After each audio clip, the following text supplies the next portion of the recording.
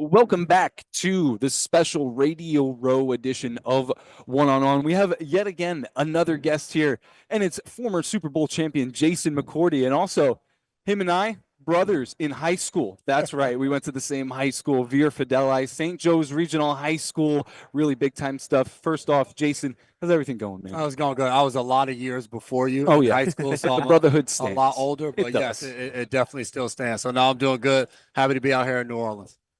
So one of the things I want to start off with, since we're here in New Orleans, we're live from Super Bowl 59 here at Radio Row. Evan and I were talking earlier on one of our segments about, the how big this game truly is, the way that this city just completely flips upside down, Yeah. the ads everywhere. It almost just feels like they just changed the entire appearance of the city just for one game. And everyone knows the significance of the Super Bowl. Everyone throws their parties, they're screaming at the TV. As a player and having played in a Super Bowl, we were talking about it. It seems like a lot of these guys really do just view it as another football game. Oh, Is it true? Like, is it a facade that they're putting on? Are you really like more nervous for a Super Bowl? How do you manage like the emotions yeah. and the anticipation of playing in a Super Bowl? No, I don't think you're more nervous. It's not just another game, and it's not because of everything that goes into it. It's a 2 week preparation that leads up to this game. When you get to this game, it's the biggest game of your entire life, but it's everything that surrounds it. You just mentioned it. We're sitting here at Radio Row. We're in a conference room at a convention center, and there's booths set up, and you guys are here all damn day hoping somebody walks by. That doesn't happen for just any game. Right. So you look at it for these guys, there's opening night on Monday when they first get here, and then every day leading up to the game, they're doing 30-minute media sessions that you never do for a regular season game. So I think there is so much buildup, and there's so many distractions for players. There's tickets to the games, there's hotel rooms, there's things that you typically don't have to deal with on a week-to-week basis that makes this such a bigger game. But I do think once Sunday hits, once you show up to the game and you're out there and you're warming up in your t-shirt and your shorts and pregame and all of that, and you're on the turf and you're on the grass, like that's when it starts to feel like it's just football again. And yeah, there's probably a little bit more nerves because you know what's at stake. Right. And that's the same way throughout the playoffs. But there's no better feeling. I can remember going out for pregame, walking with my brother, and just thinking about like, damn, we were 10, 11 years old dreaming about an opportunity to play together in the NFL. And I don't even know if we dreamed as far as making it to the Super Bowl, but there we were. So you mentioned your brother Devin.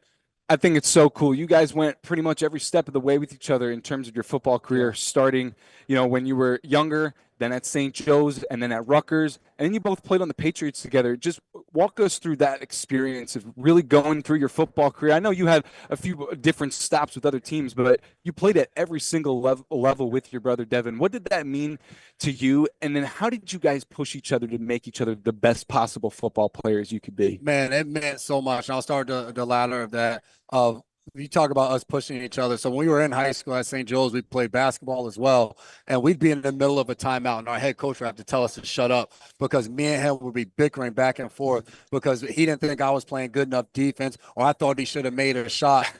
We had such high expectations for each other. I remember being at Rutgers and us being nose to nose in a summer workout because we thought the other one was dogging it. And that was kind of how we pushed one another and held each other to a high standard. So to be able to do it at every level. And I think what was special about the NFL is we didn't come in together. I get drafted at the end of the sixth round in 2009. He comes out as a first rounder a year later in 2010. And then I'm 9 years on my own in my career where I'm a captain in Tennessee. I've switched teams in Cleveland, became a leader on that team, had a good year. We sucked as a team. And then for him, he gets to New England. He's a captain in his second year. He's winning Super Bowl. So we were able to have our own individual success at the highest level and then come together. So it was so much fun. And our first year in New England, you win a Super Bowl, but the moments in the meeting rooms and in the locker rooms of still challenging each other, holding each other to that high standard and raising the bar even to guys around us, because I have my way of doing things that I believe in that helped me get to my 10th year. And then he obviously had his ways that were the New England ways that no one could argue against the success they were having.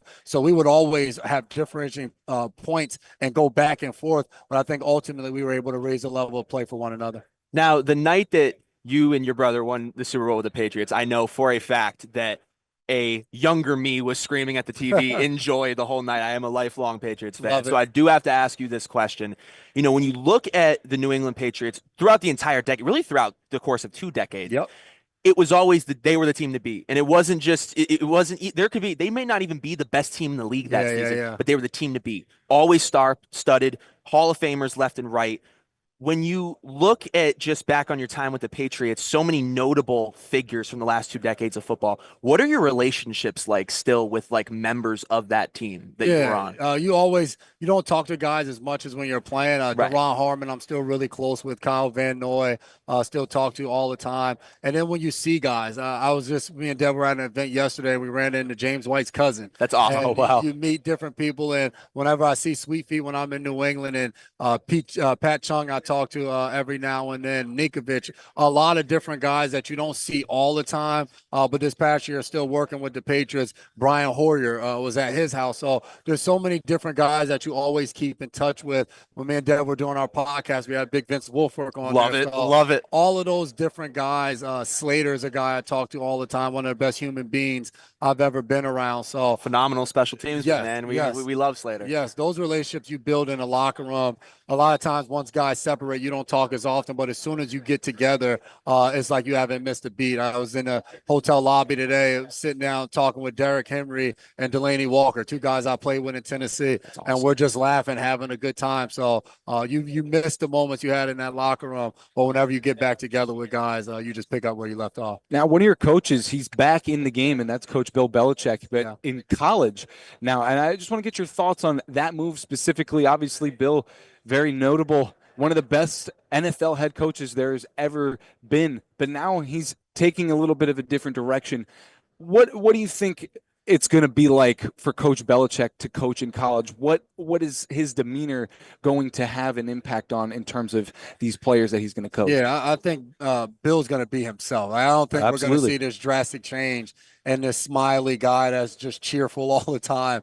I think what he brings to the college game, obviously you talked about the success he's had in the league, but I think is the how. He can show and teach a guy how to get to where he wants to get. I think the unique thing for him is, all right, how do you convey this message to these guys when I think he'll make a killing in the transfer portal of getting guys that for whatever reason haven't panned out at whatever school they're at, and he'll be able to watch film and evaluate and explain to a guy what it is you need to get to the next level. When I first saw the news, I was like, man, what the hell is Bill thinking? He's going to go back to college. But I think Bill is a football guy. I saw him last year and said to him, like, dude, you're killing it in the media. Like, you've become a media darling after you told us to hate the media while I was one of your players. And he's like, I was like, how are you enjoying it? Like, that's all right. And I think that told me like somehow he was going to find a way to get back into coaching and just being around ball every single day. And I think that's what Carolina gave him. He didn't wait around to see if an NFL team was going to give him a shot. He had an opportunity there. Steve Belichick, his son's going to be his defensive coordinator. I'm assuming at some point Brian Belichick is going to go as well. So having your boys there with you, coaching and doing what you love, I think he's excited for the challenge of a lot of people are wondering, can he actually do it in college? I think that probably fires him up.